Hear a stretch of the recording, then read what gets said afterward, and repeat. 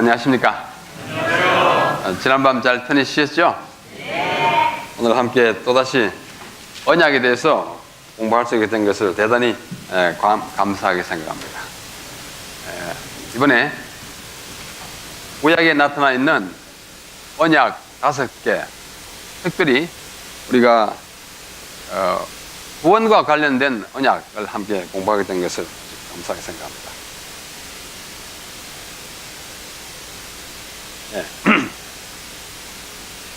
성경에는 언약이 대단히 많이 있습니다. 하나님께서 개인에게 하신 언약이 수백 개 있습니다. 또 개인과 개인 사이에, 왕과 백성 사이에, 또 남자와 여자 사이에 많은 약속 언약이 있지만은 우리의 구원과 관련된 언약은 그렇게 많지 않습니다. 인류 전체에 관련되고 예수님께서 이루시게 되도록 하신 구원의 언약은 제가 보기에 구약에 5개밖에 없습니다. 물론 모세에게 주신 언약이 좀 다르게 시내산에서도 주시고 또 모압 땅에서도 주셨지만은 함께 합쳐서 모세 언약이라고 우리가 요약할 수 있습니다. 그래서 이 모든 언약들을 다 한데 아주 뭉뚱그리면 5 언약인데, 어제는 우리 아담의 언약을 함께 공부했고 오늘은 노아의 언약을 함께 공부하겠습니다. 자, 첫째는 무슨 언약이에요? 아담. 둘째는 노아. 그 다음에 오늘 다음 시간에는 아브라함의 언약. 그 다음에는 모세의 언약. 그 다음에는 다윗의 언약. 이 구약에 우리의 구원과 관련된 구원의 언약은 이 5개 언약입니다. 그 다음에 이 모든 것들을 성취하는 신약의 언약은 새 언약이라고 그래요. 물론 구약에도 예레미야의 언약이 있습니다만 예레미야의 새 언약은 신약에 나타나는 새 언약의 하나의 그림자라고 봐서 이번 기간에 공부를 하지 않습니다. 자, 오늘 노아의 언약은 한마디로 줄이면, 우리가 많은 연구 끝에 한마디로 줄이면, 제가 전에 말씀드렸죠? 한마디로 말하면 뭐냐? 좀 시간이 없어요, 우리가. 이번에도 5시간밖에 없기 때문에 한마디로 말하면 뭐냐? 성경이 한마디로 말하면 뭐냐? 약속이잖아요. 한마디로 말하면 뭐냐? 구원이에요. 한마디로 말하면 뭐냐? 생명이에요. 이 책이 무슨 책이냐? 생명의 책입니다. 생명을 어떻게 주느냐? 예수를 통해 줍니다. 그러면 신구약이 뭐냐? 예수님이에요. 그래서 노아의 언약이 뭐냐? 보존의 언약입니다. 아담의 언약이 뭐였어요? 예? 승리의 언약이에요. 반드시 이긴다. 너 앞으로 너 부서진다, 그거예요.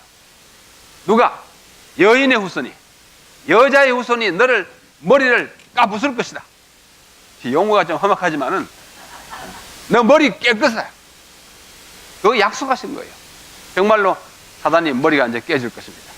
이미 십자가에 예수님 돌아가실 때 이미 깨어지기 시작했습니다. 오늘 이 노아의 언약을 통해서 우리에게 주시는 기별은 보존. 보존이 무슨 보존이냐면 생명의 보존이에요. 절대로 너 죽지 않을 거다. 염려하지 마라. 그런 말씀을 우리에게 주고 계십니다. 먼저 이 노아의 언약의 역사적 배경을 보면 우리가 잘 아는 대로 노아는 창세기 6장, 7장, 8장, 9장의 주인공입니다. 그렇죠? 5장까지 이제 족보와 함께 그 이전 시대가 지나가고 6장에 들어서면 갑자기 무대가 바뀌어가지고 온 세상에 죄악이 편만한 모습으로 전개됩니다. 죄악이 관영, 이거 좀 어려운 말이죠. 뚫을 관, 영, 찰영, 아주 관통하고 꽉 차가지고 죄악이 가득한 것을 관영하다 그랬어요. 그 다음에 인성이 부패됐어요. 사람의 마음이 모든 생각이 어떻게 해요? 부패한지라. 마음이 부패하니까 온 세상이 부패하게 되는 것입니다. 그때 하나님께서 한탄하시고 근심하시는 모습을 우리에게 보여줍니다. 하나님도 근심하시나? 하나님 근심하셔요, 안 하셔요? 하셔요? 이거 하신다고 그랬어요. 또 뭐 하셔요? 한탄하세요. 이걸 어쩌나? 하나님이 지금 낭패스러운 모습으로 나타났습니다. 그래야 마침내 홍수를 주시고 심판을 베푸시는데, 먼저 하나님의 이 한탄하시는 모습을 왜 그렇게 했는지 그 당시의 형편을 묘사한 것이 창세기 6장 1절로 5절의 말씀입니다. 자, 한번 읽어보겠습니다. 사람이 땅 위에 번성하기 시작할 때에 그들에게 딸들이 나니 하나님의 아들들이 사람의 딸들의 아름다움을 보고 자기들의 좋아하는 모든 자로 아내를 삼는지라. 그만요. 어때요? 오늘 형편하고 비슷해요, 안 해요? 어떻게 해요? 딸들이 나고 하나님의 아들들이 뭐 서로 좋아하는 사람 아무나 조금 살다가 버리기도 하고 아주 비슷해요. 여호와께서 나의 신이 영원히 사람과 함께 하지 아니하리니. 왜요? 이는 그 날이 그들이 육체가 됨이라. 육체가 무엇입니까? 그전에는 육체 아닙니까? 우리 다 육체예요. 아담 이후로 다 육체입니다. 근데 성경에는 한 단어가 쓰이는 문맥에 따라서 그 의미를 달리합니다. 육체란 말은 여러 가지 의미가 있어요. 혹시 집에 뭐 사전이 있으시면 신학 사전이나 성경 사전 뭐 육체 그러면 육체는 첫째는 뭐예요? 우리 몸이잖아요. 몸인데 몸 또는 살. 우리 몸에 있어서 부드러운 부분 살. 그죠? 몸은 뭐 액체인 피와 고체인 뼈와 딱딱한 고체, 조금 말랑말랑한 고체인 살로 있고 그 사이사이에 신경이 있잖아요. 그래서 이 몸 중에 부드러운 부분을 우리가 육체라 그럽니다. 조금 좁은 의미에 있어서 살이라는 뜻에서 살과 뼈 할 때. 근데 여기서 살은 뼈의 상대어이기도 하고 또 살과 피 같은 피의 상대어이기도 해요. 그러나 여기서 말하는 육체는 이 육체가 연약하고 타락하고 또 성적으로 아주 부패했을 때에 그러한 형편의 우리의 몸을 여기서 육체라고 표현했어요. 아주 육체적이다. 그런 표현입니다. 그들이 다 육체가 됨이라. 그러나 그들의 날은 120년이 되리라. 이 120년에 대해서 학자들과 우리 모든 성도들이 좀 혼동되는 그런 의견을 가지고 있어요. 혼돈스럽습니다. 크게 두 가지로 서로 갈렸어요. 하나는 지금으로부터 120년 후에 홍수가 오겠다 이렇게 이해하는 사람들이 있고, 아니다, 너희들이 이제 육체가 되어서 아주 부패했으니까 너희들 수명이 120세밖에 안 되겠다 이렇게 생각하는 사람들도 있습니다. 여러분은 어느 쪽이십니까? 이 두 가지 이외에는 뭐 크게 다른 의견이 없어요. 인간의 수명을 말한 것이냐, 홍수가 올 때까지 남은 은혜의 기간을 말하는 것이냐, 둘 중에 하나예요. 재림 교인들도 이렇게 손들으라 그러면 거의 두 표로 나뉩니다. 자, 우리 캘리포니아 아니죠, 캐롤라이나 우리 성도님들은 자, 이게 홍수 올 때까지 120년이라는 기간이 남았다라고 이해하시는 분 한번 손들어 보십시오. 알겠습니다. 그 다음에 인간의 수명이 그때밖에 못 살겠다라고 이해하시는 분, 나머지는 뭐예요? 예? 둘 다 가능성 있어요? 그렇구나. 오케이. 뭐 그렇게도 볼 수 있습니다. 그럼 둘 다 알아고 생각 손들어 보세요. 오케이. 이렇게 헷갈린, 사실 문맥이 좀 애매해요. 이렇게 보기도 그렇고 저렇게 보기도 그런데 종전까지는 더 많은 사람들이 남은 횟수로 생각했습니다. 120년 후에 홍수가 오겠다. 그래가지고 우리 재림교회 안에 이 예수 재림이 노아의 때와 같으리라 해가지고 1844년 대실망으로부터 120년을 계산해가지고 1964년에 주님 오신다는 소위 시기를 정한 무리들이 한국에 영향력을 발휘했습니다. 그 당시에 제가 고등학교 학생이었는데, 고등학교 이제 2학년에서 3학년 올라올 때 제가 재림교회에 왔어요. 그런데 재림교회에 와서 침례를 받자마자 제가 살던 그 대구라는 그 뭐 조그만 도시에 엄청난 바람이 불었습니다. 인자에 임하시는 것은 너희 때와 같으리라. 그래가지고 1844년 재림운동 운동으로부터 그게 주님 오신다고 생각했기 때문에 그때로부터 120년 해가지고 노아이 때 해가지고 1964년에 주님 오신다는 이야기가 굉장히 강하게 했어요. 제가 있던 그 지역에 우리 교인들이 많이 산으로 들어갔습니다. 왜? 그때가 1960년이에요. 60년에 제가 우리 교회에 왔는데 4년 후에 주님 오시니까 도시에 있으면 안 된다고 많이 들어갔어요. 저는 그때 고등학교 1학년이기 때문에 2학년이기 때문에 뭐 피보호자이고 어떻게 할 수 없어서 그냥 있었는데 나중에 그분들이 돌아 나왔지만은 저도 큰 영향을 받았습니다. 왜냐하면 대학교에 갈 의욕을 잃었어요. 고3 때 침례를 받았는데 이제 대학에 입학하면 62년입니다. 64년까지는 2해밖에 안 남았는데 대학교 3학년 마치기도 전에 주님 오시니까 대학 갈 필요가 있어요, 없어요? 없어요. 가봤자예요. 참 이상하게 됐어요.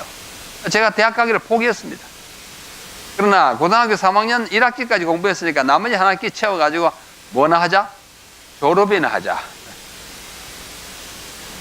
그래서 참 어려운 겪었는데 이 120년을 그렇게 생각하는 분들이 참 많았어요. 근데 요즘은 상당히 이게 반전됐어요. 다수의 학자들이 인간 수명을 말하는 거다. 뭐 어느 것이라도 구원을 받는데 아무 지장이 없으니까 마음대로 생각하십시오. 그러나 여기 120년이 되리라. 땅 위에 사람들이 다 그렇게 했어요. 땅에 그 당시에 네필림이 있었고, 이 네필림이란 말이 성경에 뭐 한 2번밖에 사용되지 않았어요. 뭔지 확실히 몰라요. 그러나 아주 몸집이 거대하고 아주 기골이 장대한 그런 사람이었던 것으로 봅니다. 이 네필림의 말이 어디서 왔냐면 나팔이라는 말은 떨어진다. 천사가 떨어져서 된 인간이다. 이런 뜻이에요. 그러니까 보통 사람들보다도 더 몸집이 크고 또 힘도 센 그런 사람 가르칠 때 썼습니다. 당시에 땅에 네필림이 있었고 그 후에도 하나님의 아들들이 사람의 딸들을 취하여 자식을 낳았으니, 여기 하나님의 아들은 누구이고 사람의 딸은 누구일까요? 이것도 뭐 제가 주석책을 찾아보니까 뜻이 한 10가지로 나뉩니다. 이 학자는 이렇게 말하고 저 학자는 이렇게 말하고 하는데, 엘렌 화이트 여사는 아주 분명하게 말씀했습니다. 여기 하나님의 아들들은 셋, 아담과 하와 사이에 태어난 두 아들 가인과 아벨이 이제 사고가 있어가지고 가인은 살인자가 되고 아벨은 죽지 않습니까? 그 다음에 다시 아들을 주셨는데 그 아들 이름이 셋이죠. 하나 둘 셋 같은 셋이에요. 그래서 셋의 후손 아담, 셋, 에노스, 게난, 마할랄렐, 야렛 내려오는 그 계통을 하나님의 아들이라고 생각했습니다. 그 다음에 사람의 딸은 누구냐?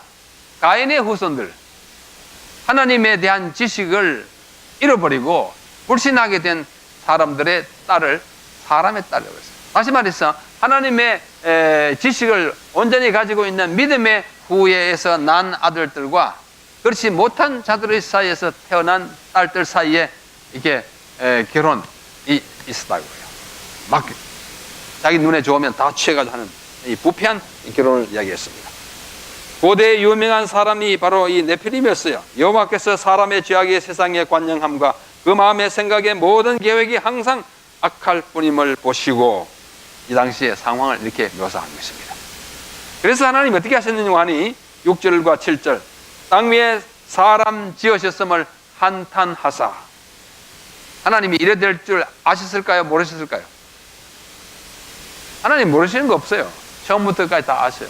근데 왜 한탄하셔요? 될 대로 됐는데. 하나님은, 자, 제가 좀 어리석은 질문을 하겠습니다. 하나님 머리카락이 있으세요? 없어요? 예? 있어요. 그 흰 머리가 있다고 뭐 다니엘서도 말하고. 하나님 코가 있어요? 없어요? 있어요. 코 이게 for what? 하나님 코 왜 갖고 있어요? 냄새 맡으려고? 코로 숨 쉬려고요? 코는 두 가지 기능이에요. 냄새 맡고 숨 쉬는 거잖아요. 하나님 코 왜 가지셨어요? 그 콧김의 기운으로 코가 있어요. 하나님 숨 쉬려고 코 갖고 계십니까? 너무나 어리석은 질문을 하니까 여러분 어이가 없어서 대답을 하지 않네. 박 목사님, 하나님 코 왜 갖고 계세요? 코김 뿜으려고? 하나님, 만약에 하나님이 코를 막고 한 10분 동안 수업 못 쉬시면 하나님이 돌아가십니까? 아니잖아요. 코 왜 가지셨어요?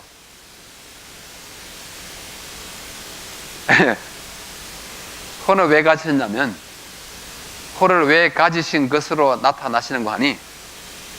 코가 없으면 우리는 생존하지 못한다고 생각하기 때문에 코가 있는 거예요. 하나님 코 없습니다. 저는 없다고 생각합니다. 왜? 냄새 맡을 필요와 숨 쉴 필요가 없는 분이 코를 왜 갖고 계세요? 그 다음에 하나님 머리털이 있으시면 하나님 머리가 자꾸 자랍니까? 영원토록 자라가지고 그 길이가 어떻게 해요? 수십 마일 될까요? 이제 어리석은 질문이라 그랬어요, 처음부터. 그럼 하나님 뭐 하셔야 돼요? 누가 이발합니까?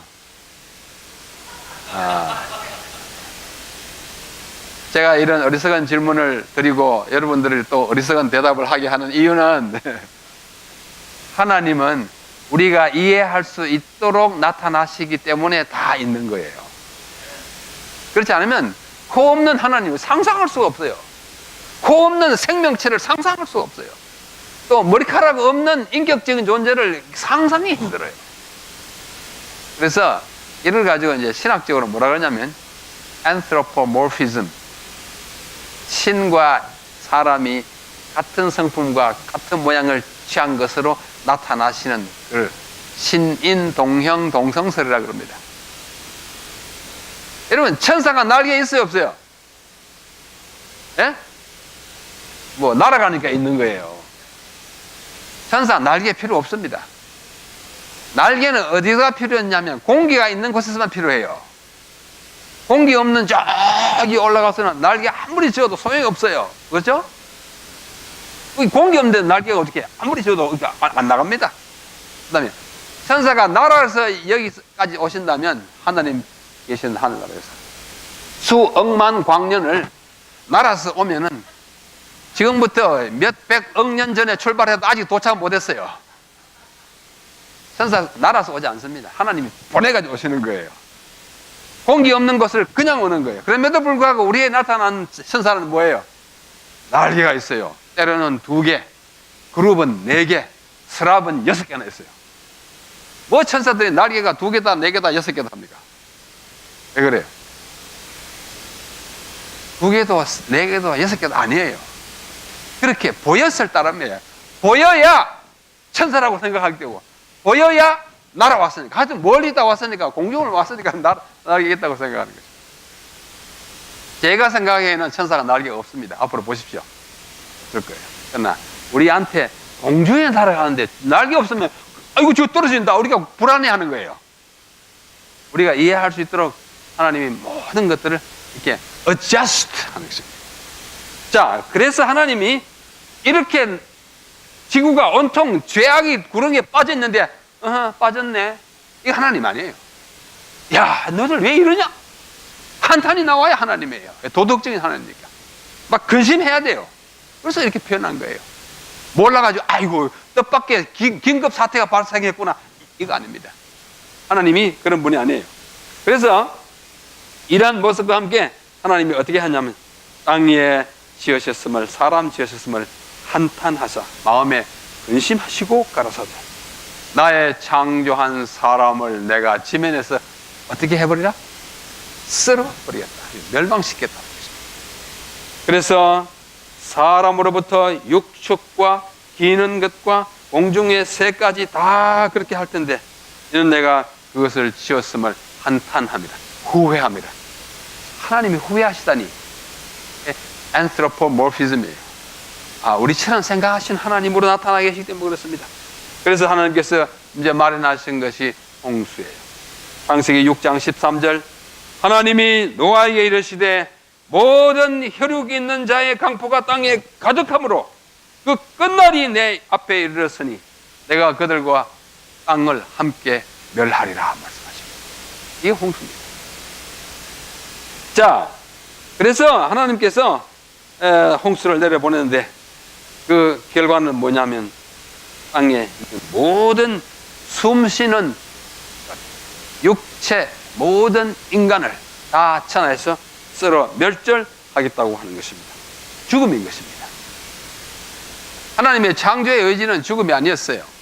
영원토록 사는 것이었지만은 어제 아담이 언약을 어겼기 때문에, 명령을 어겼기 때문에 죽게 된 것입니다. 그 다음에 그 이후로 참 인간이 잘 살기를 바라는 하나님의 기대에도 아랑곳 없이 그들은 계속해서 부패하고 또 부패하여 또 다른 심판을 할 수밖에 없는 이런 상황이 이루어졌습니다. 그래서 이 당시에 노아의 시대에 역사적으로 큰 고비가 이루어졌어요. 모든 인간이 죄에 빠진 이 고비, 모든 사람이 이제 죽게 된 이 아주 위기의 순간에 하나님께서 특별한 조치를 취하시는데, 그 조치가 뭐냐면 약속하는 거예요. 또 한 사람을 데려다가 자기의 뜻을 전하는 거예요. 인간은 아담 이후로 내려오면서 계속해서 위기를 맞이합니다. 우리가 이따가 조금 후에 또 공부하는 아브라함 시대에도 큰 위기가 왔어요. 지금 노아 시대에 맞이한 위기는 모든 인간이 죽게 된 위기입니다. 모든 인간이 부패하여 하나님을 떠남으로 멸망당할 위기인데, 하나님께서는 이러한 위기가 있을 때마다 사람을 보내셔서 그 위기를 대처하게 하시는데, 인간이 부패하여 다 멸망하게 될 홍수 사건을 내다보시면서 하나님께서 제일 먼저 그 이야기를 예고한 대상이 누구냐면 우리 성경에는 노아입니다. 그러나 노아 이전부터 하나님께서 그 일에 대하여 예고를 주셨어요. 그 예고를 처음 받은 분이 누구예요? 에녹이에요. 에녹은 이 세상에 몇 년 살았는가 하면 365년을 살고 하나님이 데려가 버렸어요. 지금까지 살고 계실 겁니다.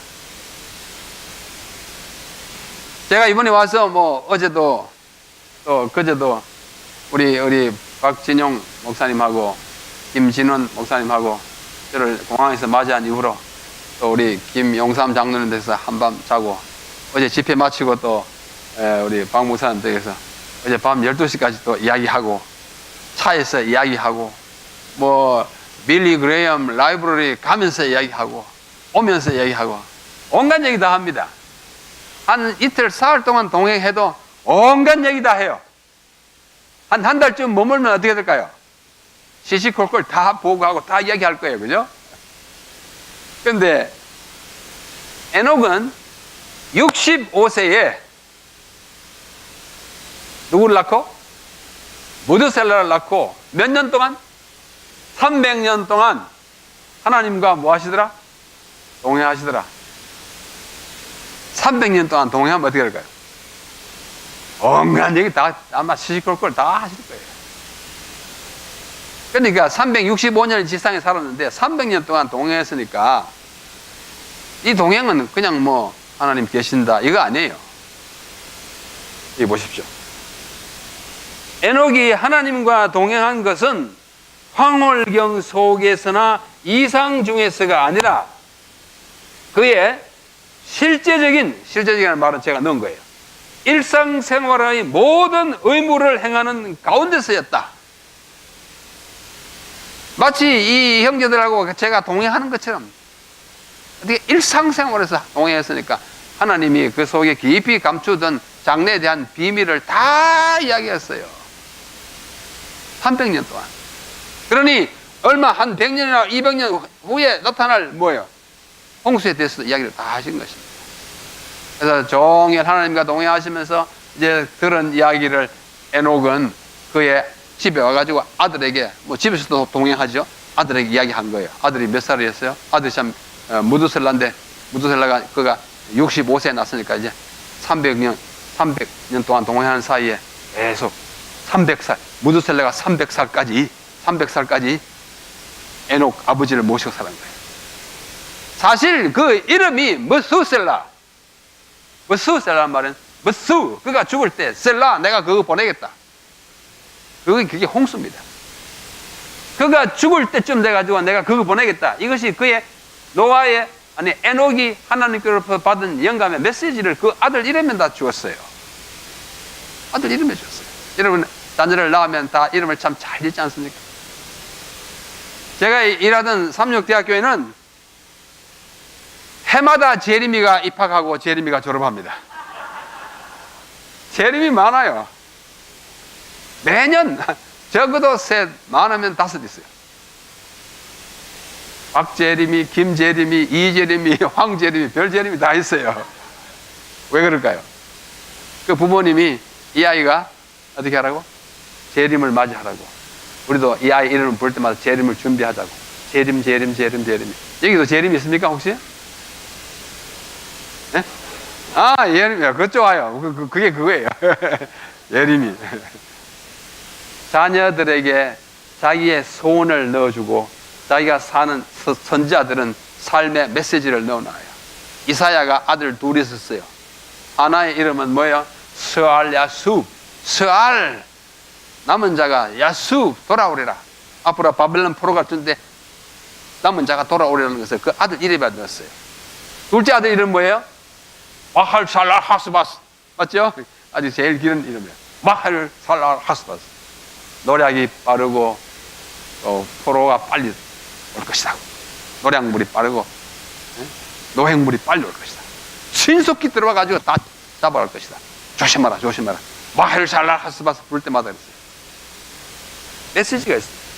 그래서 에녹이 65세에 무드셀라를 낳고 이름을 무스셀라. 무스, 그가 죽을 때 셀라, 하나님이 홍수를 보내겠다. 이따 보십시오. 그렇습니다. 거룩한 천사들을 통하여 하나님께서 에녹에게 홍수로 세상을 멸망시킬 그분의 의도를 나타내셨다. 계획이에요. 안 되겠다. 앞으로 아무래도 홍수를 줘가지고 한번 다시 시작해야겠다. 그분은 또 구속의 경륜을 그에게 더 완전하게 나타내셨다. 예언의 신을 통하여 그분은 그를 홍수 후에 대대의 사람들과 그리스도의 재림과 세상의 종말에 관계된 큰 사건들을 보여주셨다. 누구에게? 에녹에게.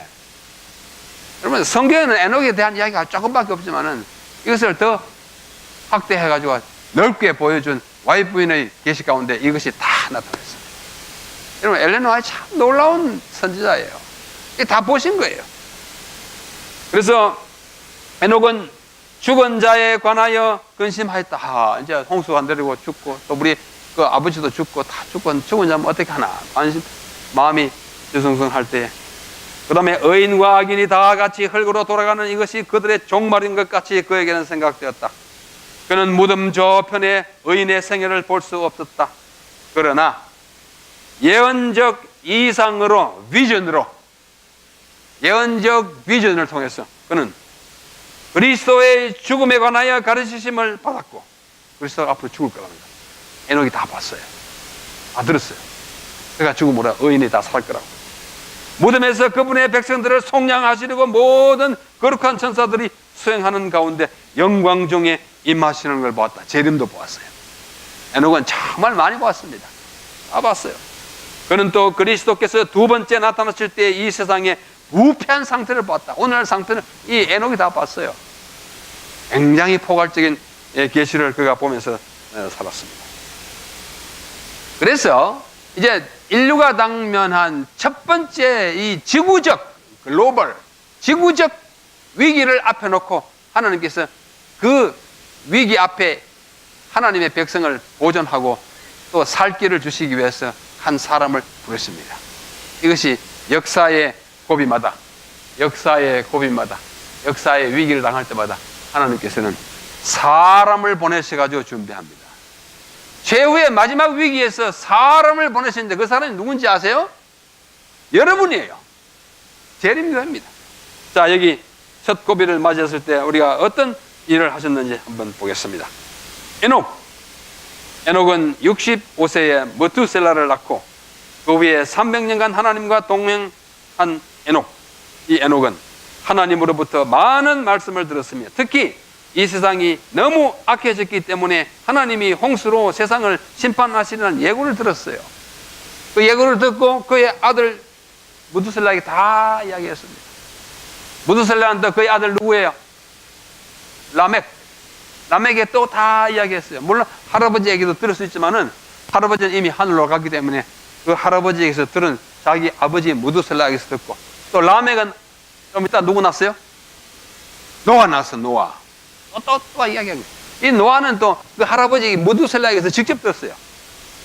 그래서 듣고 듣다가 이제 노아에게 또다시 하나님이 나타나시는 것입니다. 그러므로 홍수에 대한 예고는 4대에 걸쳐서 예고하는 거예요. 누구? 에녹, 무두셀라, 라멕, 노아인 것입니다. 그래서 이 에녹으로부터 이 기별을 전해 들은 그의 아들 무두셀라. 에녹은 아들을 낳고 그의 이름을 무두셀라라고 했다. 그 뜻은 그가 죽을 때 그것을 보내리라는 뜻이다. 다시 말해서 이 이름에는 무두셀라가 죽을 때쯤에 하나님께서 홍수를 보내시라는 암시가 담겨 있습니다. 참으로 그렇습니다. 그 다음에 그의 이제 손자 라멕은 좀 일찍 죽었어요. 몇 살에 죽은지 아세요? 777세인데 요절했다 그래. 왜요? 무두셀라는 그의 아버지는 969세를 살았고, 또 그의 아들 노아는 950세를 살았으니까 그보다 한 200년 가까이 일찍 죽었으니까 요절한 거 맞아요. 그래도 777세였어요. 그래서 요절했기 때문에 여기서 뺐습니다. 에녹, 무두셀라, 라멕 빼고 노아예요. 하나님은 세상에 죄악이 관영함을 보시고 홍수로 세상을 심판하실 것을 작정, 계획하셨고, 이 일을 위해 노아를 택하셔서 사람들이 홍수에 대비하도록 하나님의 경고를 전하면서 방주를 짓게 하셨다. 이게 이야기가 창세기 6장이에요. 5장과 6장 사이에 이 많은 이야기가 예언의 만 기록되어 있는 것입니다. 그래서 이 노아를 포함하여 4대에 걸친 이 홍수 예고의 그 메시지를 전한 이야기를 했어요. 에녹은 65세에 무두셀라를 낳고 300년 동안 하나님과 동행하다가 승천하시고, 그의 아들을 무두셀라는 969세, 그 아들 라멕은 777세, 그 다음에 노아는 950세를 살면서 어떻게 했어요? 홍수를 전한 것입니다. 자, 아담으로부터 노아까지가 10대예요. 요즘 우리 젊은이들 축구선수 말하라 그러면 한 10명 우르르 다 말합니다. 야구선수 뭐라 그러면 무슨 미국 야구선수, 한국 야구선수 많이 알아요. 근데 12제자 이름 누구냐 그러면 베드로, 요한 이러다가 잘 못해요. 12 또 지파 이름 들어가면 막 모릅니다. 근데 이것이 우리 여러분의 직계 조상은 아닐지라도 우리 믿음의 조상이니까 아실 필요가 있어요. 자, 이건 좀 설명이 필요합니다. 아담으로부터 노아까지 연대표 1, 2, 3, 4, 5, 6, 7, 8, 9, 10인데요. 아담이 출생시에 AM이 뭐냐면 Anno Mundi, 라틴 말이에요. Anno, the year, Mundi of the world, 세계의 해, 세계 창조로부터 있어오는 1, 2, 3, 4, 5, 6 하는 연대를 AM, 이거 오전, 오후 AM하고 다른 거예요. 창조 연대입니다. 세계의 나이를 말하는 거예요. 아담이 창조, 출생됐을 때는 AM 1년이잖아요. 그렇죠?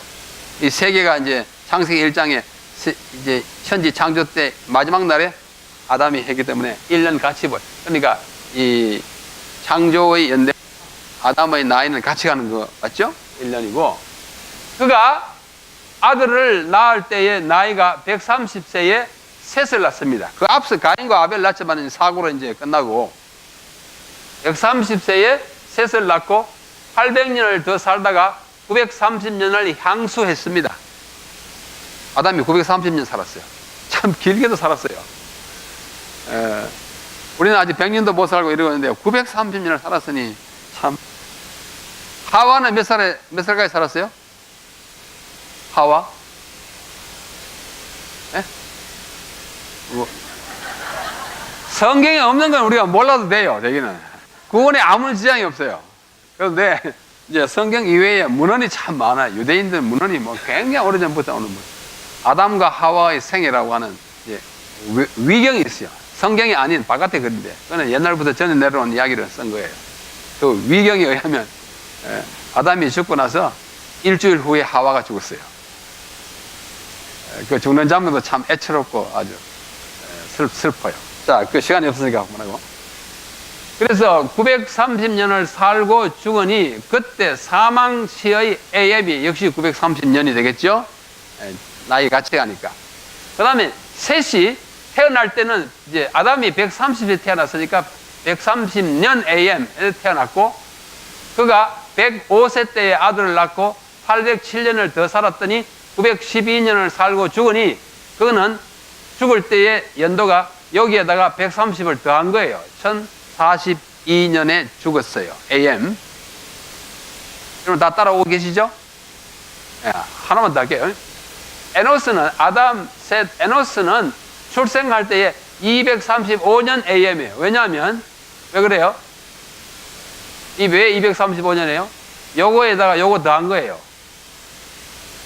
셋이 에노스를 낳을 때에 105세였고, 그때 이미 130년에서 105세니까 235년 AM에 태어났고, 에노스가 90세 때에 게난을 낳고 815년을 더 살았으니까 905살을 살고 죽었는데, 이때가 AM 몇 년인가? 여기 출생 연도를 더하면 1140년 AM에 그가 죽었어요. 아시겠죠? 쭉 내려옵니다. 똑같은 방법으로 쭉 내려. 에녹이 태어날 때는 AM 622년이에요.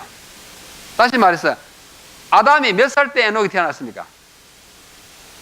622살 때. 그런데 에녹이 아담을 봤어요, 안 봤어요? 봤죠. 아직 그 후에도 300년 아담이 더 살았어요. 이거 제가 만든 거지만 여러분이 만들어 똑같습니다. 아주 나이가 뭐 똑같아요. 확실해요. 자, 에녹이 태어날 때 622년, 그러니까 아담이 622세에 에녹이 태어나고, 에녹이 65세에 무드셀라를 낳고 300년을 더 살다가 이때는 향년, 지구상의 향년이에요. 죽진 않았지만 하늘로 갔으니까 바로 안에 넣어놨어요. 그렇죠? 그래서 365세에 이 땅에서의 향년이 끝내고 하늘로 올라갔어요. 그때에 이제 사망시가 아니고 에녹의 경우는 성천시의 AM이 987년이에요. 어떻게 돼요? 여기 더하면 그게 나와요. 그 다음에 그의 아들 무두셀라가 687년 AM에 태어났어요. 아직도 누가 살아있어요? 아직도 아담이 살아있어요. 물론 셋, 다 살아있어요. 그래서 687년에 태어나고, 그가 187세에 라멕을 낳고 782년을 더 살았더니 그가 죽을 때 나이가 969세예요. 이 성경에 기록된 사람들 가운데 가장 오래 사는 사람 나이가 무드셀라 969세입니다.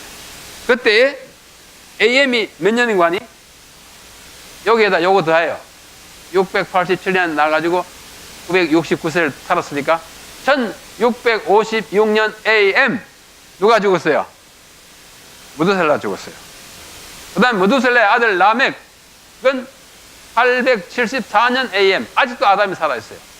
근데 182세에 노아를 낳고 595년을 더 살아서 777년을 살고 죽었는데, 그때의 AM이 1651년. 이 라멕은 누구보다 먼저 죽었어요? 그 아버지보다 몇 년 먼저 죽었어요? 5년 먼저 죽었어요. 이런 사람을 불효자라 그럽니다. 아버지보다 먼저 죽는 사람. 뭐 죽고 싶어 죽겠습니까만 하여튼. 그러니까 아버지를 아주 슬프게 한 아들이에요. 자, 이제 노아가 나옵니다. 노아는 태어날 때 1056년이에요. 이때는 이미 아담이 뭐요? 죽었어요. 그렇죠? 아담이 죽었어요. 그 다음에 셋도 죽었어요. 에노스도 죽었어요. 에노스 살아있네. 그가 500세 되었을 때 셈과 함과 야벳을 낳았다고 창세기 5장 맨 마지막 절에 나옵니다. 그리고 나서 이걸로 갔네요.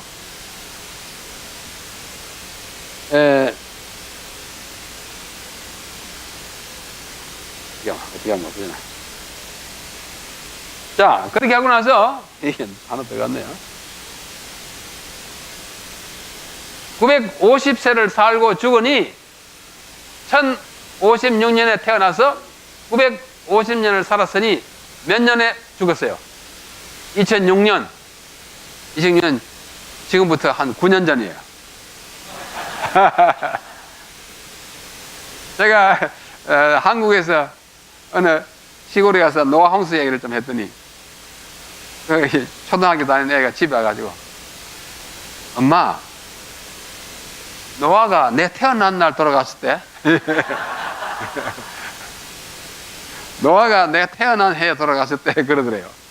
그게 아니고 얘는 뭔가 AM이에요.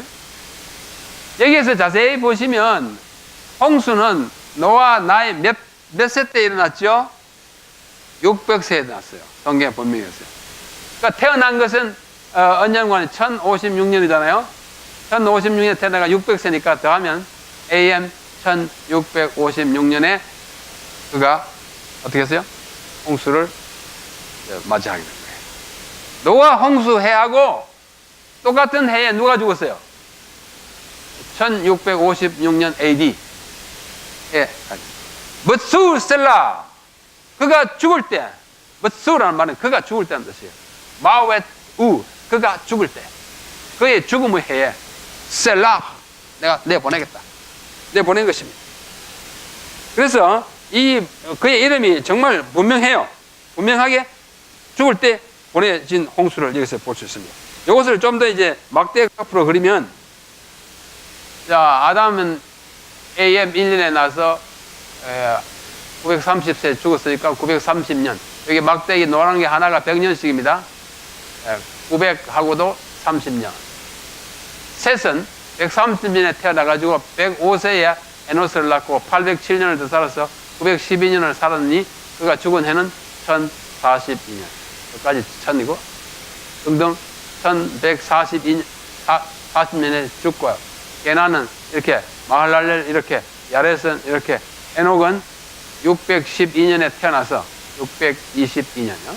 여기가 600이니까 22년에 태어나서 65세에 무두살을 낳고 300년을 살다가 하늘로 갔더니 그때의 연도가 987년이에요. 무두살라는 969세에서 1656년에 죽었어요. 라멕은 1651년에 죽었고 노아는 2006년에 죽었어요. 홍수는 1656년에 여기 홍수가 났어요. 홍수가 난 것과 무두셀라가 죽은 해는 같아요. 자, 여기 살아남는 이들 63페이지에 영감의 글은 이렇게 말씀합니다. 노아와 그의 가족만이 하나님을 경외하고 순종한 것은 아니었다. 그러나 노아는 땅에 사는 사람들 중에서 가장 경건하고 거룩한 사람이었으며 방주를 만들고 세상에 임할 운명을 사람들에게 경고하여 그분의 뜻을 수행하도록 하나님께서 생명을 보존하셨다. 보존의 법칙이에요. 보존의 언약이에요. 노아의 조부 무두셀라는 홍수가 나던 바로 그 해까지 살았다. 영감이 참 신기합니다. 무두셀라는 홍수가 나던 바로 그 해까지, 성경에 나타나는 이 족보의 그 사람들의 수명을 계산해 보면 AM 1656년 그 해까지 살았다. 노아의 전도를 믿고 방주를 짓는 일에 협력한 다른 사람들도 있었다. 그들은 홍수가 땅에 임하기 전에 죽었다. 구원받을 사람을 많이 있었지만 홍수가 임하기 전에 죽었어요.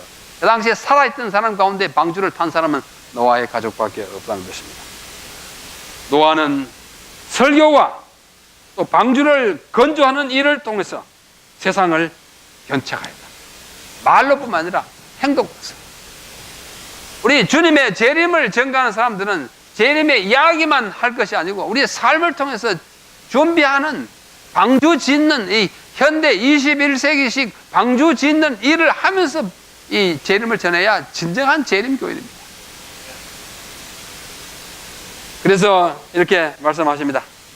그것을 영어 그대로 다시 보면, Methuselah, the grandfather of Noah, 노아의 할아버지 메투셀라는 lived, 살았다, until the very year of the flood.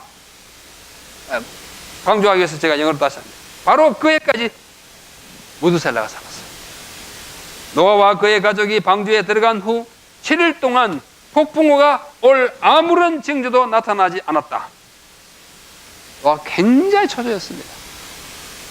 여러분, 부조와 선지자라고 하는 책의 홍수장을 한번 읽어보십시오. 노아가 깊은 시를 아주 초조합니다. 문을 딱 닫았으면 비가 와야 될 텐데 바깥에서 망치 들고 방주를 깨려고 폭도들이 와가지고 난리를 치고, 할아버지 정신 돌았지, 무슨 새파란 하늘에 무슨 비야? 빨리 나와. 막 조롱하고 막 난리를 쳤어요. 막 망치 들고 오니까 천사가 와서 막았다 그랬어요. 아무런 징조도 없었어요. 7일 동안 정말 위기였습니다. 그 기간 동안 저들의 믿음은 시험을 당하였다. 밖에 있는 세상 사람들에게는 승리의 때였다. 짐승들과 새들이 방주에 들어가며 하나님의 천사가 문을 닫은 그 엄숙한 광경을 목격하고도 그들은 여전히 농담을 하면서 술을 마시고 흥청거리기를 계속하였고, 심지어는 하나님의 능력의 그 놀라운 표현을 조롱하였다. 그들은 때를 지어 방주 주위에 모여 그 안에 들어가 있는 사람들을 비웃고 대담하게도 전에 없던 난폭한 행위를 감행했다. 때를 부수려고 하는 거예요. 여러분, 우리가 이제 재림의 임박을 시작하면서 앞으로 어떻게 될까 아침마다 우리 기도를 읽지 않습니까? 참 장난은 어둡습니다. 정말 소름이 끼칩니다. 그러나 방주 보호하신 천사를 보내신 하나님은 우리를 끝까지 보호하실 것입니다. 그런 믿음을 가지고 우리 살아가게 되기를 바랍니다. 그러나 8번째 날에 검은 구름이 온 하늘을 덮었다. 마지막한 천둥 소리가 번개불과 함께 저기 멀리 펑커. 마지막한 천둥 소리와 번개불이 뒤따랐다. 얼마 안 가서 큰 빗방울이 떨어지기 시작했다. 세상 사람들은 이와 같은 것을 전혀 목격한 적이 없었으므로 그때까지 비가 오지 않았어요. 1650년간 비가 떨어지는 것을 본 적이 없습니다. 여러분 아시잖아요. 둘째 날에 공창을 지어가지고 물 아래, 공창 아래 물과 공창 위에 물 안에 이 지구가 이렇게 물로 이렇게 둘러싸여 있었던 온실 같은 그런 때였어요. 한 번도 비가 떨어져 본 적이 없어요. 그러나 이제 그 공창 위에 물이 떨어지기 시작하는 것입니다. 빗방울이 떨어지기 시작합니다. 세상 사람들은 이와 같은 것을 한 번도 본 적이 없었다. 그래서 그들은 마음은 공포에 휩싸였다. 하늘은 점점 어두워지고 내리는 비는 점점 더 빨라졌다. 짐승들은 무서워서 미친 듯이 돌아다니고 그들의 귀에 시끄러운 울음소리는 그들 자신의 운명과 사람의 운명을 슬퍼하는 것 같이 들렸어요. 안 울던 소가 우웅 울기 시작하니까 아주 시름에 빠지게 된 것입니다. 그때에 창세기 7장 11절 그 큰 기쁨의 샘들이 터지고 하늘에 창들이 열렸다. 물로 이렇게 쌓였던 그 창이 열려가지고 폭포가 쏟아지는 그 모습을 표현하는 것입니다. 물은 구름 가운데서 큰 폭포들을 이루어 쏟아지는 것처럼 보였다. 강들은 범람하여 골짜기에 넘쳐 털었다. 형언할 수 없는 강력한 힘으로 땅에서 물이 솟구쳐 나왔고 그 물이 큰 바위들을 수백 피트 공중으로 높이 치솟았다가 그것이 떨어지면서 건물들을 다 박살냈다.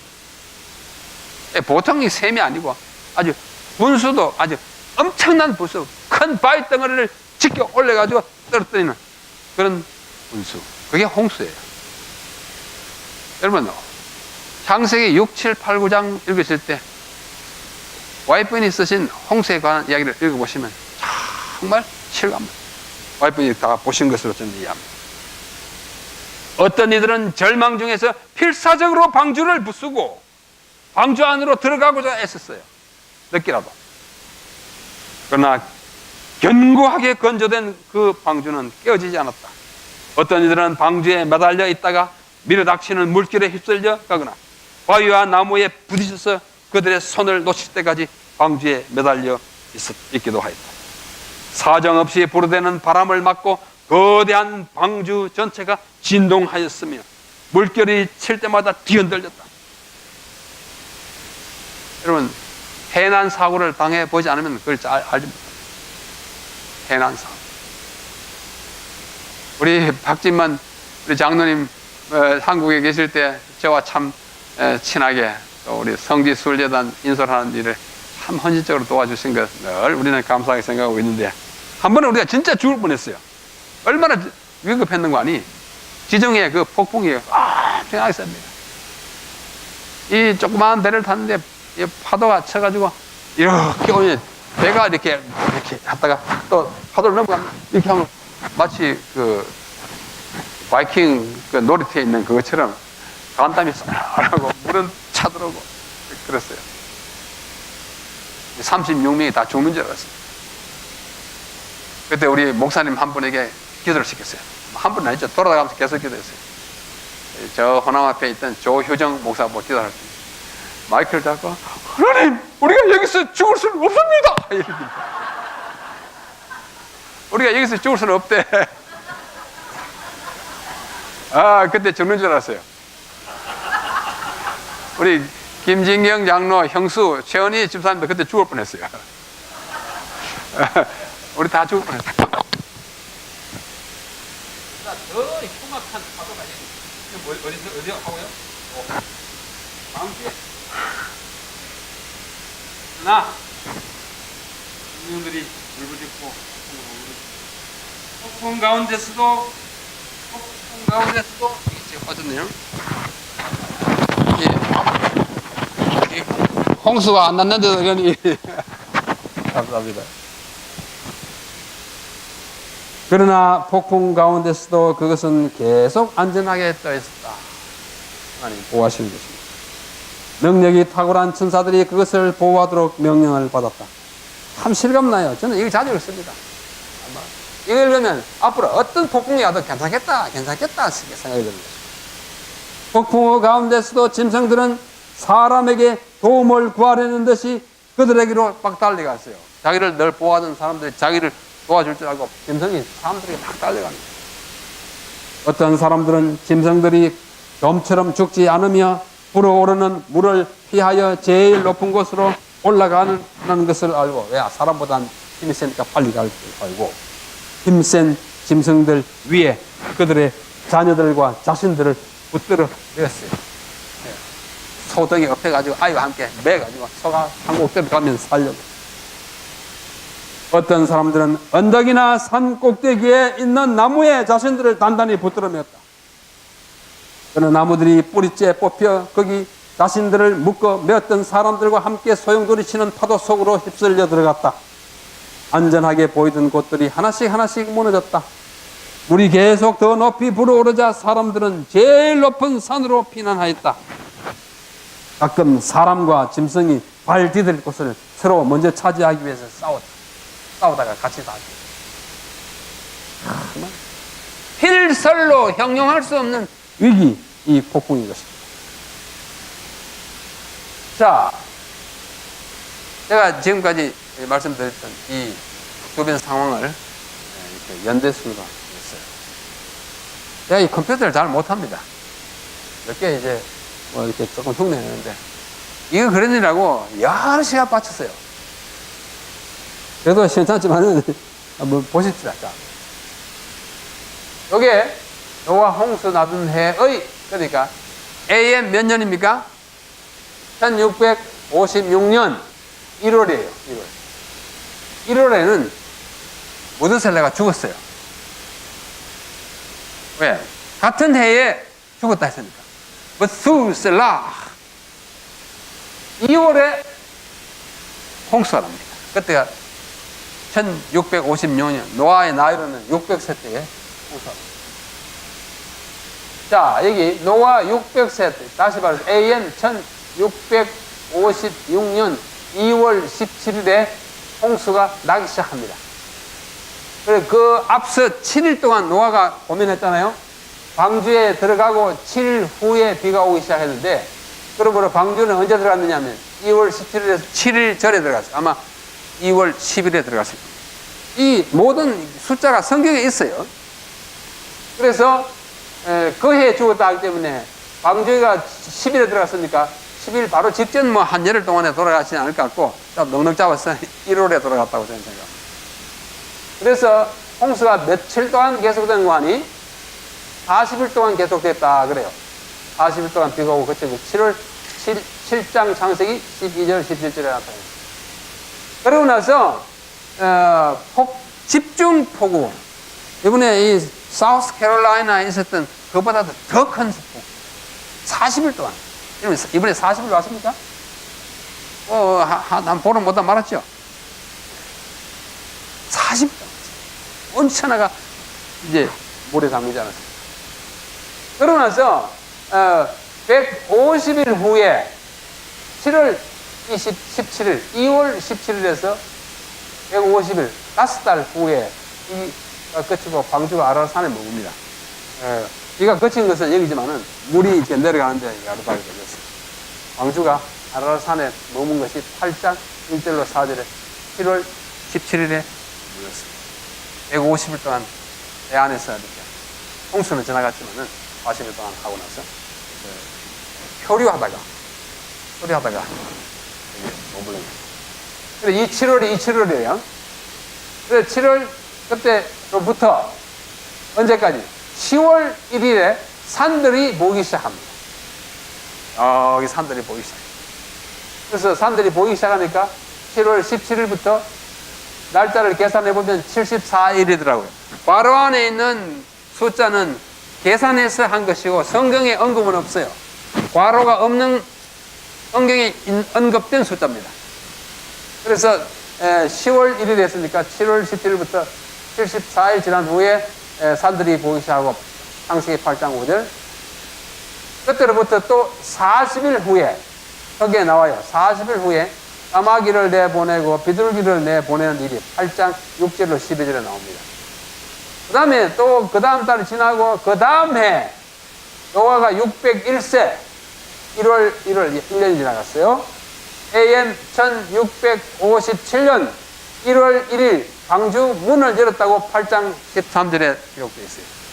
그러므로 여기 까마귀를 내보내는 때로부터는 여기 11월 보냈고 50일 했으니까 8월 1일이니까 다음에 1월이니까 50일간이고, 여기서 또다시 요건 이제 노아 나이가 601세고 광주에서 나온 것이 언제냐면 그 다음에 2월 27일 노아가 광주에서 나옵니다. 창세기 8장 14절로 15절. 그러므로 광주에 있은 기간은 2월 10일에 들어가서 17일부터 비가 내리기 시작해서 진짜 홍수가 끝나고 나온 것은 다음 해 2월 27일이니까 1년하고도 며칠이에요? 11일간. 앞에 7일까지 합치면 1년 17일이에요. 이것이 광주가 홍수가 있던 시대의 이야기를 그림 덮어서 만든 것입니다. 이제 홍수가 지나갔습니다. 무지개가 정말 폭풍이와 폭우가 지나가고 온 천지가 어떻게 해요? 얼과 흙탕물로 유분복이 되어 있는 것들입니다. 하나님께서 일찍이 이렇게 말씀하십니다. 6장 18절에 말씀하세요. 그러나 너와는 내가 내 무엇을 세우리니? 이게 노아의 언약을 세우리니. 너는 내 아들과 내 아내와 내 자부와 함께 그 방주로 들어가라. 방주 들어갈 때 이미 언약하고 들어갔어요. 무슨 언약일까요? 안 죽는다. 홍수가 나지만 살려줄게. 요 안에 들어온 사람을 살려줄게. 그래서 이것을 아주 위대한 노아의 언약이라 이렇게 말합니다. 자, 좀 더 자세히 그 후에 홍수가 끝나고 난 다음에 물이 다 빠진 다음에 하나님께서 이렇게 말씀하십니다. 하나님이 노아와 그와 함께한 아들들에게 일러 가라사대 내가 내 언약을 너희와 너희 후손과 너희와 함께한 모든 생물 곧 너희와 함께한 새와 육축과 땅의 모든 생물에게 세우리니. 이 언약은 노아에게만 한 것이 아니라 그 가족과 그 자녀들과 그와 함께한 모든 생물까지도 포함한 언약입니다. 모든 생물을 포함한 그 대상에게 언약을 세우리. 무슨 언약인가? 내용이 그 다음 구절에 나옵니다. 어떻게 해요? 다시는 모든 생물을 홍수로 멸하지 아니할 것이라. 땅을 침몰할 홍수가 다시는 있지 아니하리라. 이게 언약의 내용이에요. 이게 뭐예요? 다시는 뭐 하지 않을까? 안 죽을 거다, 그래요. 안 죽을 거예요. 생명을 어떻게 하리라? 보존하리라. 그래서 이 언약의 이름을 제가 보존의 언약이라고 붙였습니다. 노아의 언약은 보존의 언약입니다. 하나님이 가라사대 내가 나와 너희와 및 너희 함께하는 모든 생물 사이에 영세까지 영원한 세월 동안 세우는 언약의 증거는 이것이니 증거가 뭐예요? 내가 내 무지개를 구름 속에 두었나니 이것이 나의 세상과의 언약의 증거니라. 어제 아담의 언약의 증거는 뭐였어요? 여자의 자손. 여자에게서만 나야 그 언약을 성취하는 분입니다. 동정녀 탄생하는 분이 아담의 언약의 사인이었어요. 증거였어요. 노아에게 하신 이 보존의 언약의 사인은 뭐예요? 무지개예요. 무지개를 증거로 주겠다. 내가 구름으로 땅을 덮을 때에 무지개가 구름 속에 나타나면 내가 나와 너희와 및 혈기 있는 모든 생물 사이에 내 언약을 기억하리라. 자, 하나님도 망각하십니까? 안 하십니까? 하나님 잊어버리는 때가 있어요? 없어요? 예? 있어요? 그럼 하나님 모르시는 거 있어요? 없어요. 하나님 잊지 않아요. 여인이 어찌 그 속에서 난 아이를 잊겠느냐? 난 너희를 잊지 않겠다. 그러면서 또 어떻게 해요? 동이 서에서 먼 것 같이 너희 죄가를 다 없애고 내가 그것을 기억도 하지 않겠다. 그건 뭐예요? 하나님 진짜 우리 죄악을 다 잊어버릴 것 같습니까? 기억이라고 하는 것은 능력으로서의 기억과 그 기억을 가지고 캐묻고 우리를 다시 벌하고자 하는 그런 기억과 사실 구분해야 돼요. 하나님은 모든 것을 영원히 항상 다 기억하지만은 그걸 아예 노 카운트 하는 게 있어요. 그걸 갖다 잊어버린다. 여러분에게 아주 악한 짓을 한 사람을 잊어버릴 수 있어요? 없어요? 있어요? 없어요? 없죠? 없는데 참 그래도 잊어야 돼요. 자, 그만 잊어버리자 이러잖아요. 하나님이 내 것을 기억하겠다는 말은 이게 다 anthropomorphism. 우리처럼 생각하게 하는 것입니다. 무지개가 구름 사이에 있을 때 내가 너를 기억하겠다. 이것이 언약의 증거다. 이렇게 말합니다. 이 언약의 증거가 표정이 뭐냐면 바로 무지개예요. 제가 어제 지난 며칠 사이에 저기 뭐 오랜만에 왔으니까 제가 못 본 데 구경하러 갔어요. 자이언 내셔널 파크, 호스슈 유타 파크. 우리 형제들이 그 장로님 날 데려갔어요. 오면서 비가 막 내리는데 어떻게 해요? 하늘에는 해가 아주 하닥이 비쳤어요. 여기는 비 오고 여기는 이렇게 보니까 저쪽에 쌍무지개가 있더라고요. 아, 기분 좋았어요. 쌍무지개. 오랜만에 보는 쌍무지개. 아주 선명한 쌍무지개. 그 무지개를 볼 때마다 우리는 노아의 언약을 기억해야 합니다. 성경에는 무지개가 6번 언급돼요. 6번. 3번은 여기 언급됩니다. 이 창세기 9장에 13절, 14절, 17절에 무지개가. 또 한 번 어디냐면 에스겔 1장 28절에 하나님께서 보좌에 앉으시고 그 무지개가 둘러있다. 또 나머지 2번은 요한계시록에서 요한계시록 4장 3절, 10장 1절 한 번씩. 무지개는 나타날 때마다 첫 무지개, 노아의 무지개의 이미지가 거기에 덮여 있습니다. 하나님의 보좌에 앉으신 그 모습 가운데 무지개가 들는 것은 언약의 하나님이다. 언약을 지키는 그건 뭐예요? 노아 때처럼 네가 그것을 보면 내가 기억했다는 말, 너도 기억해라는 것입니다. 어떤 하나님을 내가 너를 절대로 멸망시키지 않겠다는 그런 것입니다. 어떤 분이 사진을 찍었는데 무지개를 이렇게 찍었어요. 또 이건 또 아마 나야그라인지 아니면 이과수인지 모르겠어요. 여기가 무지개는 참 우리에게 상스러운 것입니다. 자, 여기 지도를 잠깐 보여드렸는데요. 여기 아라라산이에요. 5,137m예요. 굉장히 높아요. 이게 터키잖아요. 터키. 에베소, 이즈미르, 스모나, 아무칼레. 이거는 성경에는 없지만은 성에 히에라폴리스로 나옵니다. 이게 아라라산 여기입니다. 여기 밑에 반이라고 하는 큰 호수가 있어요. 이 호수는 호수인데 물이 짜요. 짠물 호수입니다. 솔트 레이크처럼.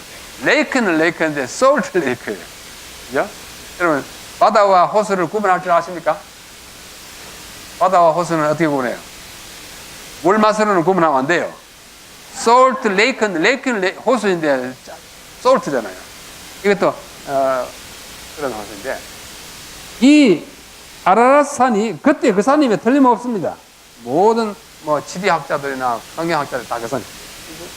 이게 아라라산이에요. 아라라산이 이게 크게 큰 봉우리, 작은 봉우리, 큰 아라라, 작은 아라라. 그 밑에 있는 도시예요. 참 아름다운 도시입니다. 아라라산 밑에 있어요. 이게 큰 아라라산. 보시다시피 눈으로 덮여 있는데요. 연중 눈으로 덮여 있는 기간이 매우 길고 꼭대기에는 거의 연중 만년설로 덮여 있습니다. 5,000 몇백 미터입니다. 이거는 제가 찍은 사진인데 그날 날씨가 좀 흐려가지고 분명치 않습니다. 이 높은 아라랏, 낮은 아라랏입니다. 이거 보시면 알다시피 이게 정말 노아의 방주가 경박했던 산이에요. 둘 중에 하나죠. 큰 산일 겁니다. 방주가 경박한 다음에 노아는 나와서 이제 거기서 다시 살림을 살기 시작하죠. 셈과 함과 야벳이 이제 흩어져서 살기 시작합니다. 근데 저를 가르친 선생님 한 분이 계신데 닥터 쉐이, 윌리엄 쉐이라고 하는 분이 있어요. 그분은 굉장히 명석한 분이에요.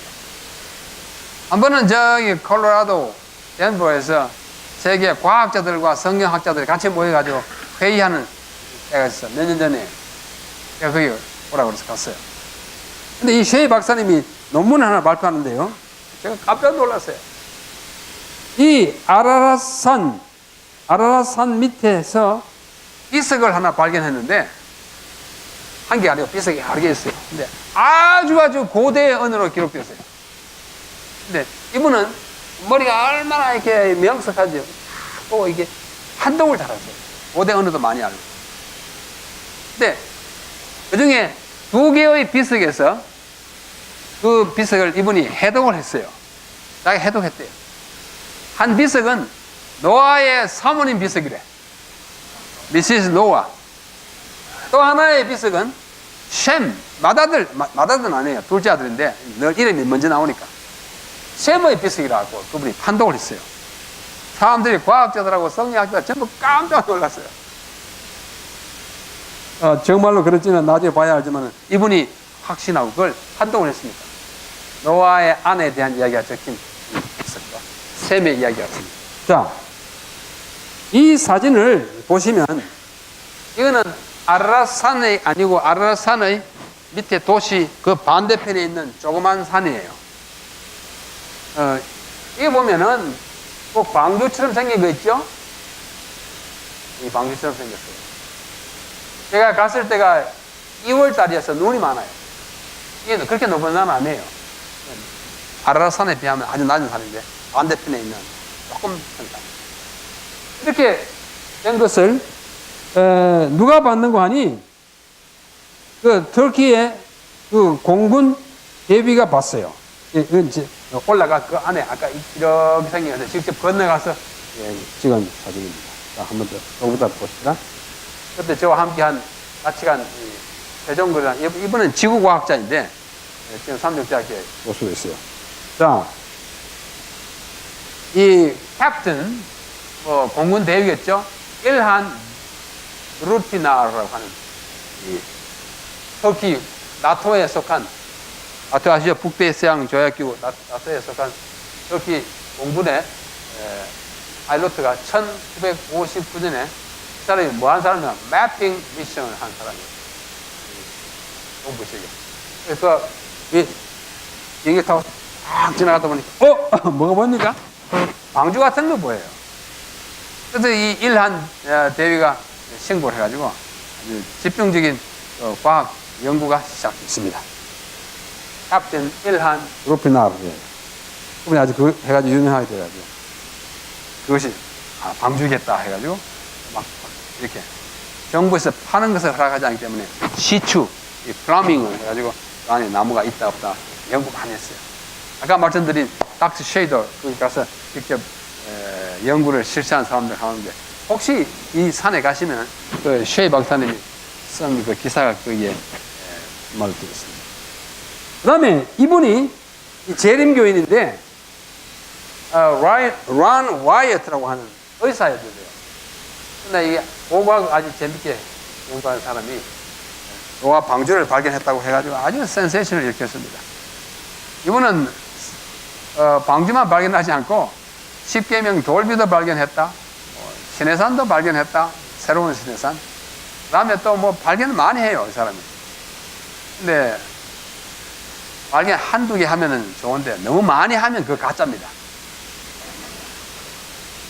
하나님이 그 모든 것을 발견할 그 모노폴리를 이 사람에게 주시지 않습니다. 독점 안 해요. 결국 이분이 돌아가신 후에는 인기가 다 떨어졌는데, 여러분이 구글에 들어가셔서 런 와이어트 치면은 유튜브에 쫙 나옵니다. 예수님이 십자가에 달려 돌아가실 때 흘리신 피가 돌 바위사로 뚫고 들어가서 그 밑에 있는 붓개 위에 떨어졌는데 그 피를 다시 랩에 가서 검사해봤더니 뭐 예수님의 피에 유전 피가 남자 여자 이게 섞여야 되지 않습니까? 남자분이 없었다 뭐 이런 얘기를 하는 사람이에요. 자, 하여튼 자, 이게 이제 겨울이 지났을 때 보이는 모습입니다. 이 방주의 모습이에요. 이거는 홍콩에 있는 어떤 중국 상인이 방주를 지어놨어요. 제가 여기 가봤어요. 가보니까 상업적인 목적을 짓는데 짓기는 아주 그럴듯하게 잘 지어놨습니다. 자, 그 방주가 아까 그것이 발견된 그 지역으로 들어간 도로변에 있는 표지판이에요. 누훈이라는 말은 노아라는 뜻의 터키어입니다. 누훈. 그 다음에 게미시라는 말은 마을이에요. 노아의 마을이에요. 제가 여기다 한글로 이렇게 붙였습니다. 여러분 가시면 한글로 보실 수 있을지 모르지만 자, 그건 없고. 그다음에 이런 이제 밭이 있어요. 이런 밭이 많이 발견됐습니다. 사람들은 게다가 여기에 구멍을 딱 뚫어놨거든요. 이 밭이 노아가 아라라산에 정박할 때 내렸던 밭이다 그래요. 사람 키만 해요. 그럴 수 있어요. 자, 그만큼 하고 노아의 언약이 뭐냐면 홍수로 인한 멸망은 두 번 다시 없을 것이다. 무지개를 언약의 증거이자 리마인더 상기자로 삼아 무지개 볼 때마다 이 언약을 다시 회상하겠습니다. 그래야 인류가 새로운 시작을 하게 됐고 죄를 지으면 멸망하지만 하나님의 말씀을 들으면 절대로 멸망하지 않으려는 확신을 주는 것입니다. 자, 마태복음에 예수님이 말씀하시기를 노아의 때와 같이 인자의 임함도 늦게 하겠다고 그 사건이 재림과 연관된 것을 우리에게 말합니다.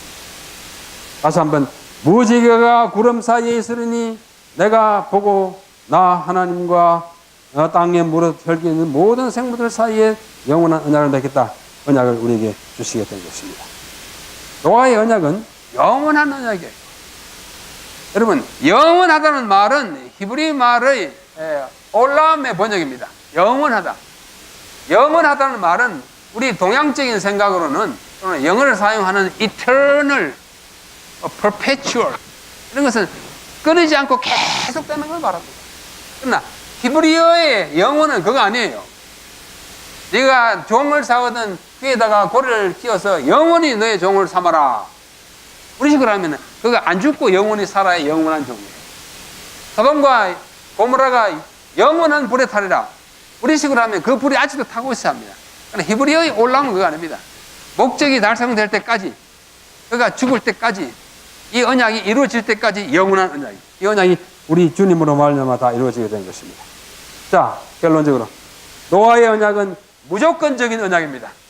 절대로 너 안 죽는다. 뭐 하기만 하면. 저는 만에 있기만 하면. 변하지 않는 무조건.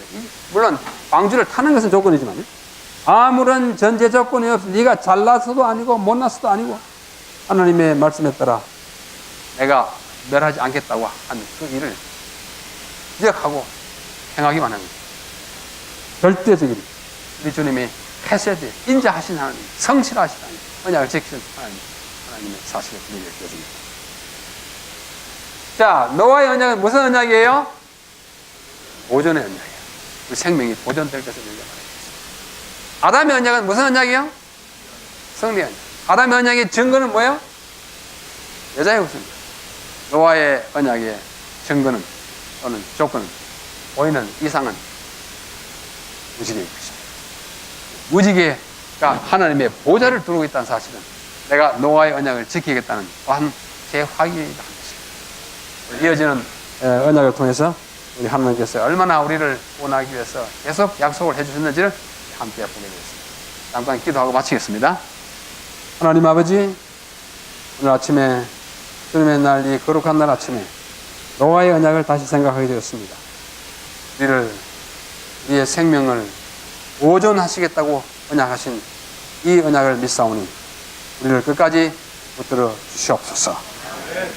우리는 주님께서 제공하신 이 아무런 우리 행위의 조건 없이 주님이 원하시겠다는 그 단순한 언약을 믿고 주님 안에서 이 시대의 방주인 교회 안에서 주님의 가르침 안에서 하루하루 행복하게 살다가 우리 주님 오시는 날 정말 보존된 생명으로 영생에 들어가게 하여 주시옵소서.